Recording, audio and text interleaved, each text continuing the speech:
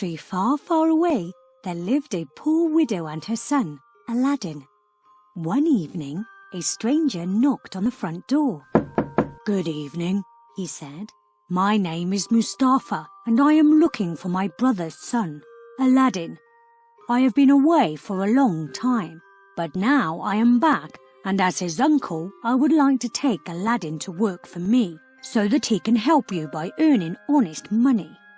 Aladdin wasn't too keen on the idea, because there was something about Mustafa that he didn't like. But his mother couldn't have been happier at the news, and she agreed to let Aladdin go with his uncle. The next day, Aladdin packed a small bag of food and left with his uncle. The two walked for a day into the desert until they reached a cave. The entrance was too small for Mustafa to get in, so he told Aladdin to go inside for him. Aladdin, who suspected that Mustafa wasn't very truthful, didn't want to risk his life for a stranger at first, but his uncle told him that there were gems and gold inside the cave. "You can take as much as you want. I only want you to find an old lamp for me, and I will pull you out of the cave," Mustafa said. When Aladdin climbed into the cave, he couldn't believe his eyes. The cave was full of treasure, just as his uncle had said. So he started filling his pockets with as many diamonds and rubies as possible.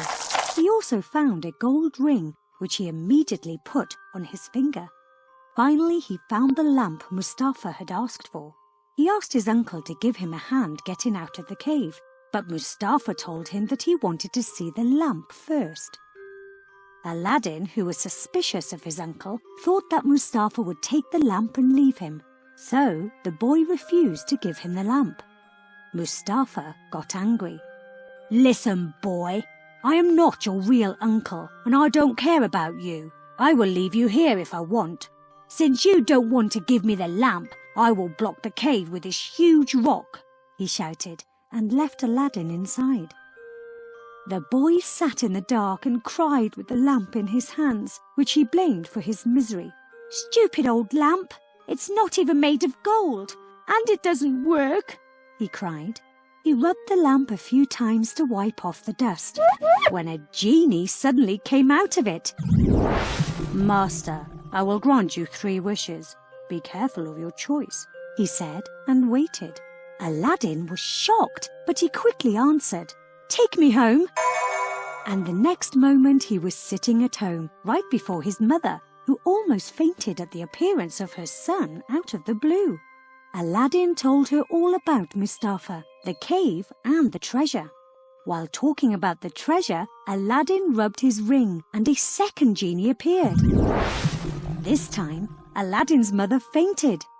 "Master, I can grant you 2 wishes. Choose carefully," advised the genie, and waited. "That's easy.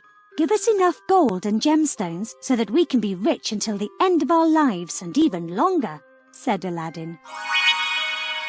Their old house disappeared in a moment, and Aladdin and his mother found themselves sitting in one of the many rooms of their palace, dressed in silk and cashmere, and they lived happily ever after, until...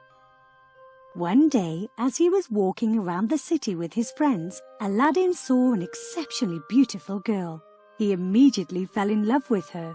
She was the Sultan's daughter, the young Princess Yasmin. She was the gentlest, most adorable, and the very prettiest girl that he had ever met. Princess Yasmin liked him too, and a few days later, Aladdin went to the palace where the Sultan lived. "I want to marry your daughter," Aladdin said to the Sultan, as if he were a sultan too. Instead of getting angry, the Sultan laughed. "You will have to have a palace at least like mine to ask for my daughter's hand," he said. "You will have that palace by tomorrow," Aladdin replied, and the same night, when he was alone, he asked the genie from the lamp to grant him his second wish, to have a palace as big as the Sultan's and right next to it. The palace was there the next morning. The Sultan let his daughter marry Aladdin. After the Sultan's death, Aladdin ruled the country and everyone lived happily. This news reached Mustafa, who knew how Aladdin had become so rich and powerful. He thought of a plan to get the lamp. He waited for Aladdin to leave the palace and stood under Yasmin's window, shouting as loud as he could.